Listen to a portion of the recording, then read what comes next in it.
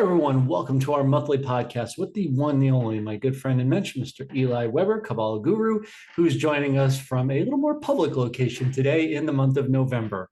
So we'll be looking forward to the discussion with him as always. If you're new to the podcast, please do like, subscribe, and share, as it helps the channel grow and others to gain in the knowledge you're currently being afforded. Eli, good sir, how are you on this fine Monday?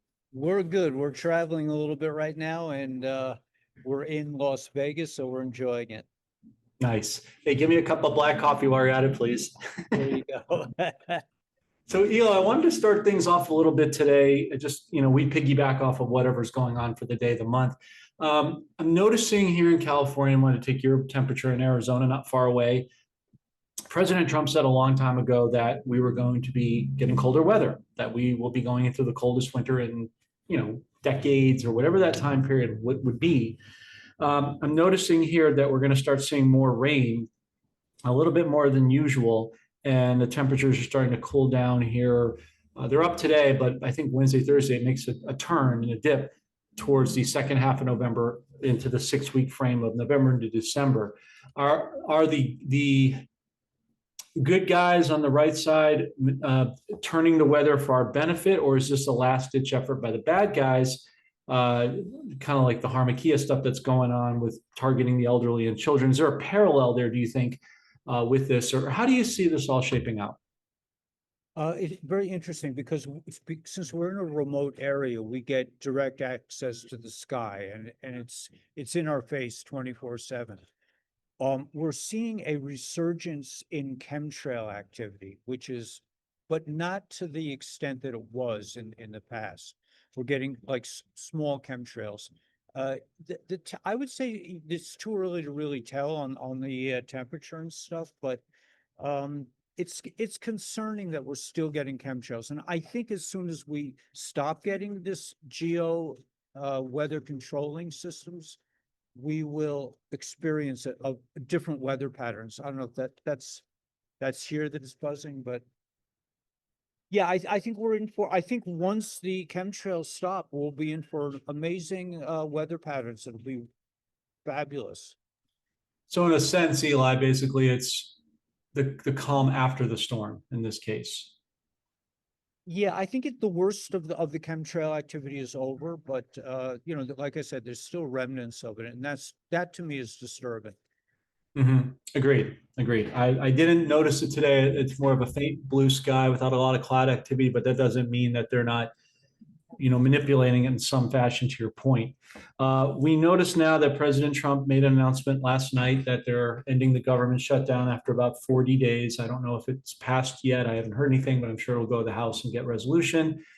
Some people were pleased with that. Some people were not pleased with that because they think that maybe Republicans capitulate a little too much. How do you view that, or do you see this as President Trump's overarching way to do the cleanout of both sides come January 1st? Yeah, I think it's a big cleanup. I think they were able to really trace down all the immigrant extra costs that we were paying for. So I think the shutdown was a really like kind of an extension of the Doge thing, that they cut down a lot of people that were on these welfare systems that were not real citizens. So I think it was a great opportunity. And I think the more I see of this, the more I feel that we're being gently moved into the next phase of our existence. And that's what I kind of like came across last night in my live show, is that it's almost, there's a miraculous nature to non-miraculousness. In other words, in like Megillus Esther, in the book of Esther, they never mention God. They never have open miracles like, the sea splitting, that kind of level stuff. But it appears to me that the white hats are steering us within the bounds of nature, so that everything seems to be naturally moving. You have this, it's a movie. I mean, there's no doubt in my mind that this is a military operation, and they're moving us in such a beautiful, gentle way that I think it's just we're really within the bounds of nature, which is a higher level of miraculous nature. In other words, splitting the sea is one thing, but if you have things that happen that seem natural, you meet somebody, something happens, those are apparently miracles on a higher level. And I think the white hats are really steering the boat, steering collective consciousness into the new age without us even knowing it. And I think to that point, I wanted to ask you about, because I think the economy is the best way to see this gentle transformation of humanity into a new light, into a new age, out of slavery, out of debt slavery, out of the Fed system, Mhm. into this new quantum financial system, into XRP and XLM. I'm also wondering, what your thoughts are, what you guys have figured out about the dinar's revaluation. I'm not seeing much right now, but I think this is going to be a huge week for crypto, and I think that is how the main concern of most people is their money. So when the white hats are moving us out of the Fed system into this into XRP, basically, and XLM, into the crypto system. I mean, Trump talks about crypto all the time. I think this gentle transformation is miraculous in that it's unnoticeable. It's quiet, it's silent, but it seems to be happening. And I know this week and the next week is going to be big weeks for crypto. I'm laughing because I'm like, Eli, what did you get in my studio and read my show prep notes? Because that's largely what I was going to share with you. And I will address that, of course. But let's just mop up before we do a couple of touch points. You mentioned in the book of Esther, and I like to read the Old Testament, as much as the New. I see them as interchangeable in many ways. It may not have talked about parting of the seas or God, as you mentioned, but Esther was faithful, and Haman did hang on the gallows. And that has a lot of significance to the movement we're in, because where the enemy looks like he's going to win, it actually he's setting up his own demise. And so again, there's a parallel too that I thought was noteworthy to your point about the book of Esther. And again, before we move to the financials, I just have one quick question before we go forward on that. You mentioned your live show that you did yesterday. What is the temp? And again, it's just one consensus of people, but they matter like anybody else. What was the temperature of your audience in terms of the chemtrails, in terms of the shutdown, in terms of the finances? What are they sensing? Well, we in our community, in our online community, and me too. I don't sweat the details anymore because I know it's a movie. I look more to the overriding currents in the movement. And so the overriding current to me is this idea that everything is happening in a gentle way within nature, like in Megillus Esther, the king has a dream, and then and Haman, it all seems like it's just natural. But in terms of the movie, the community in general, we don't get all um we don't invest emotional energy into the actual events. Like, did the whole thing with President Trump and the shutdown of the government and the Republicans and the Democrats, to me, I really doubt that Congress is even operating. I think this is all a military operation and it's a movie. And I think it's brilliant. And like I said, I think it's because it's so brilliant and it's so hidden to those who don't have eyes to see. It is on a level of miracle higher than the level of revealed miracles. Well, I mean, to your point, Eli, absolutely. I mean, look at Nancy Pelosi. I mean, do you really think that was the real Pelosi? Of course not. She was dealt with a long time ago. And I'll bet you dollars to donuts, as my dad used to say, probably early next year, next month, I should say, December, you're going to see the Biden all of a sudden gone. They're going to finally admit, cancer or some, narrative as part of the script, to help the public accept what we on this side have known for quite some time. So I think you're pretty well ensconced over the target. Now, as to satisfying your question on the financial segue, I will go through that, and I think you will like some of the things that we put together that, again, just because you and I vibe so well, you didn't know that I was going to put this together, but you instinctively knew that that was a topic top of mind. So here we go. Let me show you what I've got. I'm going to start, let me start over here on this article. So this came, let me know, Eli, when you can see this momentarily. Can you see this okay? Okay, I'll take you're muted right now, so I'll take that as you agreeing.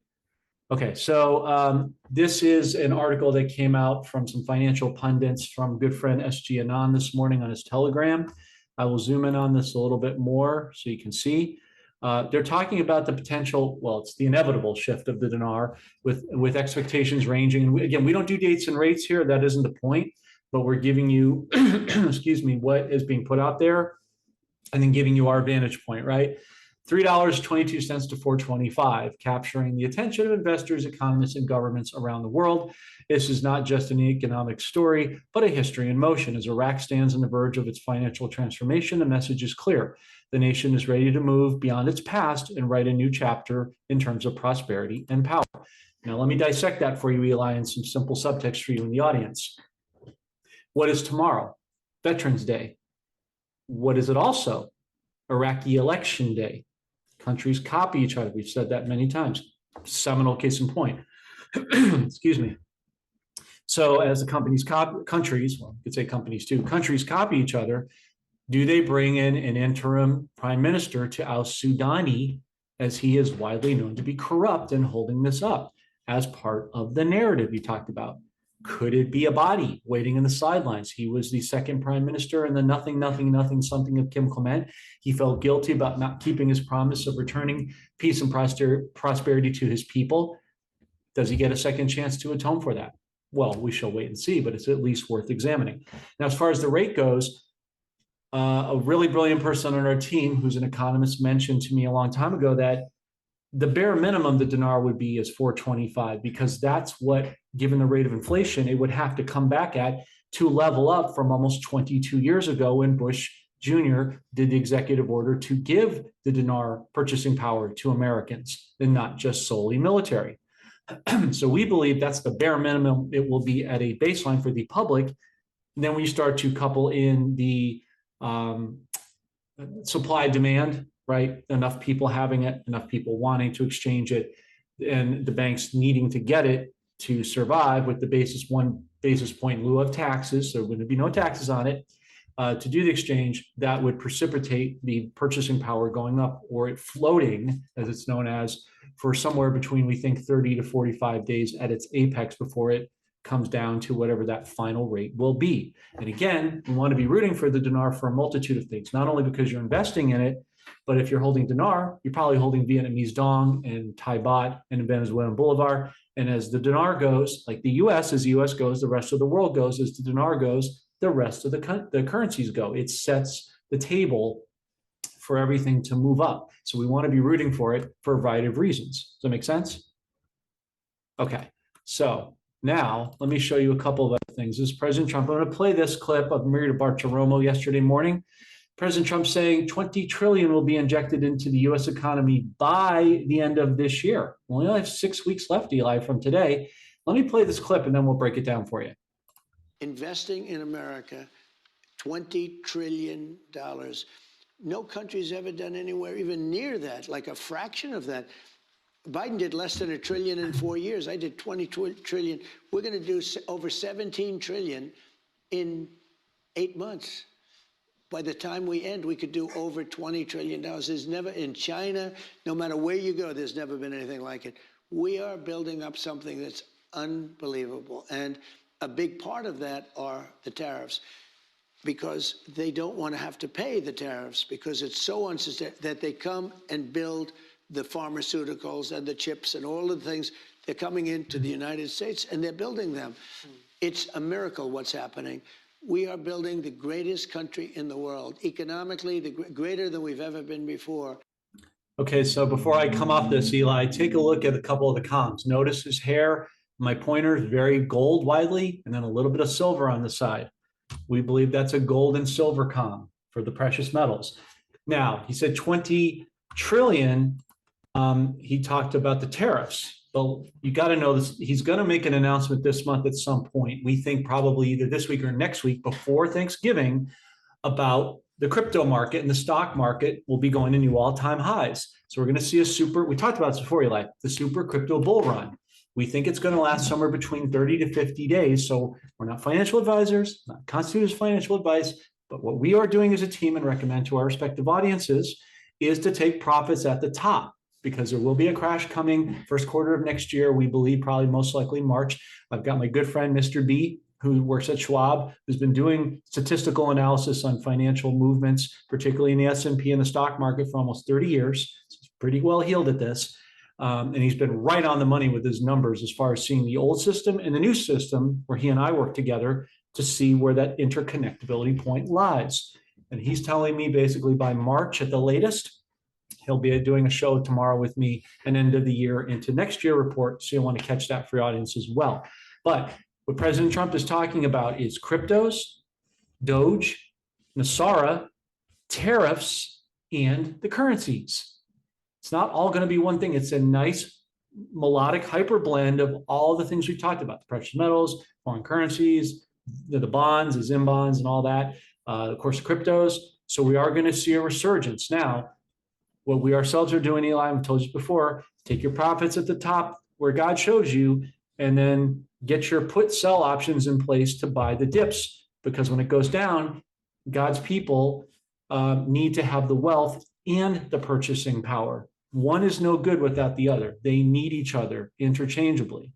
Okay, so now I want to show you a couple of other little things here. This remarks the next just in. Bill is introduced to keep the U.S. government funded for 3 months. Now, why do I bring this up? Well, this is before they announced the government shutdown, number one. Number two, he's funding the government with tariffs. That means overseas monies. He's shifting us out of the IRS into the ERS. We're not using Federal Reserve money anymore or U.S. taxpayer dollars. He's funding it with all the monies of what I just mentioned. You see what I mean? So it's pretty epic. Look at this. This came out yesterday. People against tariffs are fools. Trump says $2,000 dividend checks coming for Americans. That's minimum. Another sign of Nasara. It will start at 2,000. Probably will go to 5. He's getting people used to the, whether you like it or not, the UBI, right? Or Nasara, Universal Basic Income, that's coming in for the people. Now, again, you shouldn't be dependent on this. This is like gravy if you've invested in the other aforementioned items. But it's a sign that he's taking us out of the old system and bringing us transitionally into the new. So we're in a very compressed time period, Eli, right now between today, November 10th, to January 1st, to see a whole bunch of these things transact. The public, I'm saying the 99%, will see most everything on January 1st all the way to July 1st, which is the back wall for America's victory, constitutional republic. He's got to get 2 GDP quarter cycles, right? The GDP cycle is 3 months or a quarter. So you take 2 of those, 6 months. So between January 1st to July 1st is when the public will see things. That's why he's got to crash the old system in the first quarter, because he's got to get it back on his feet with the new system as a transitory process as smoothly as possible. Now, there's going to be bumps in the road. It's not going to be perfect, and it isn't going to be pretty. But our audience is, as they're preparing, mindset, taking action, sowing where they prosper, can mitigate that for themselves, their families, their communities, humanitarian funds, all of what that looks like. So in a nutshell, that's kind of, I think, an answer to your question. Does that make sense? Yeah, that's really a brilliant analysis. I mean, in terms of like the flow of time and money, the way the economy is going to shift. I mean, a lot of people expect this kind of the EBS and the 10 days of darkness. I don't see that. I think this is this whole program is being rolled out in a gentle way to give people a chance to catch up to what's really going on.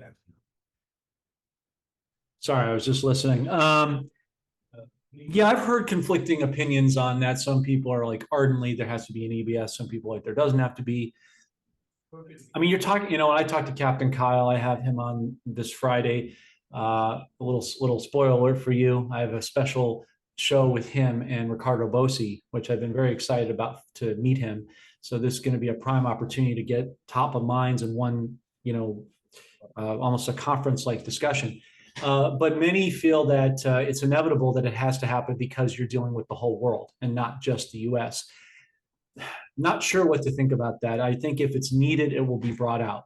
I could see a scenario where it will be brought out. I think two things can exist at the same space. You can bring it out and still do a gentle transition because everybody's not at the same place. So everybody's needs vary depending on, what station they are in life.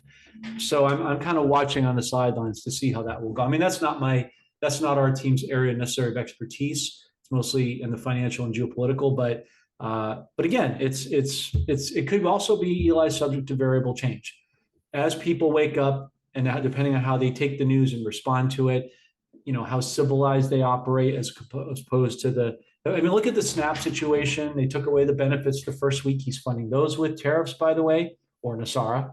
It's just another variation of it. Companies like Walmart, I think, shut down on November 1st to try to counteract that. So there are moves and counter moves in the movie, as you said. So I think that a lot of that is overblown to try to get fear. I mean, does it happen? Sure. But is it ultimately to get fear porn and test people? I think the Patriots want to see where the public is, how they respond, how maturely they handle it, how awake and aware and proactive they are to not feed into the fear porn agenda of the enemy, which will then determine what needs to be done and how quickly things happen. I mean, many of us want it to go faster than it's going. I get that. But at the same time, again, two things existing in the same space, a lot of people who this would really hurt them if it went too quick. So you're kind of in a rock and a hard place. I see both sides of it. Be interesting to see how it plays out between now and January. Yeah, and I feel that people are really generally kind of waking up. They're not as brittle as they used to be. It used to be when I would present my ideas to somebody who's more of a normie, they'd just be like, "Oh no, that can't happen." And now it's like, "Oh yeah, it's possible." So I think there's been a softening in the collective consciousness to accept the level of change that's ahead of us, and I mean, at the same time, I still see a lot of black pilling. I still see a lot of doom and gloom, and the new world order is going to do this to us and that to us. I don't.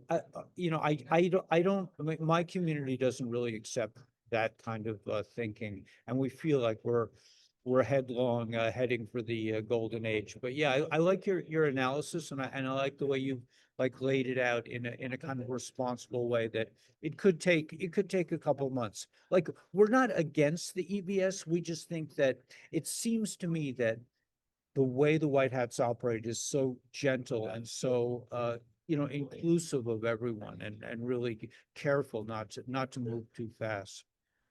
Well, I mean, there's no doubt that he's doing this in a very systematic way, because if he just ripped the Band-Aid off and said, okay, we're revaluing gold and doing all that, and gold goes to 25,000 and silver goes to 500, you have a Mad Max scenario that's not going to be pretty. But at the same time, being with the duality of things, as we state, consistent with that discussion, at some point, Eli, it's going to unwind and it won't be able to be stopped because metals have been suppressed. And we have not been on constitutional money. We know this. We haven't been on constitutional laws and order.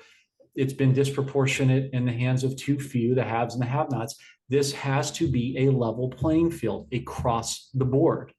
But I think what's for sure, we're certain, is, and you can see in your audience as well, like ours, it's a very exciting time that we're in. It's clear that he wants this to happen for the holidays. Which to me, there's no doubt, it's Kim Clement's Hypnotic November. We've just begun to see hypnotizing things. And oh, Christmas, Hanukkah, I shall make them happy. That's a 6-week period that's going to go very fast. And if people are not getting their head on a swivel and they're not proactive, they could miss out on some faction of that. And obviously we don't want them to do that, but people have free will. And that's the one thing that God will never interfere with, is people's free will.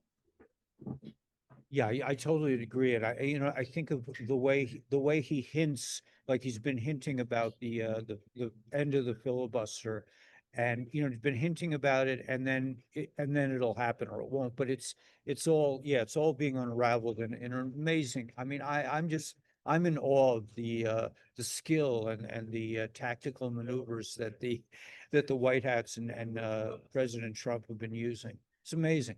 I agree. It's I know the old cliche, it's great time to be alive. What a time to be alive. And it's all, every day that we get is a blessing for starters. But We are witnesses, seminal witnesses to history. And not only that, we get to partake in it and be legends in our family so that down the line, my future kids, your kids, future grandkids, when they ask us what we did during this time in history, we can show them the small role that we got to play. And that's incredibly humbling and satisfying.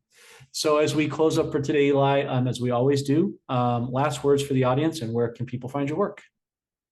You can find my work well, there are two places on Rumble. I'm Kabbalah Guru with a K, Kabbalah, and on X it's eWebstar13. But we do a live broadcast every day, and I try to put out a short as well, a 2-minute clip every day. Nice. Any other last thoughts for the audience you have to leave off? I think we need to just stay focused on the prize. There's no doubt in my mind that we're heading for an incredible transformative period. It's getting more and more exciting. The snow, they talk about D5, the avalanche. The snowball is getting bigger and bigger by the day. I think crypto's about to be really revalued. It's been suppressed like gold and silver. But I think once XRP starts to move and all these programs and all the immigrant, all this cleaning up goes on, it's just going to be an amazing new world. I 100% concur with you. And thank you for that, Eli. And we'll put your links in the description and underneath the video, as we always do. Folks, as you know, we have a chief sponsor for currency. So if you're looking to add to the position or get dinar, Iraq dinar, we talked about and showed you, Vietnamese dong, Thai baht, Venezuelan bolivar, Zim bonds, and a whole host of other countries and provinces, we will leave that link below in the description as well. The great Eli Weber, thanks for joining us, brother, for the podcast. Thanks for making some time on short notice. Tell the folks there hello, and have a great Thanksgiving with you and your girl. And we'll look forward to talking with you shortly. Thanks so much, John. God bless. God bless.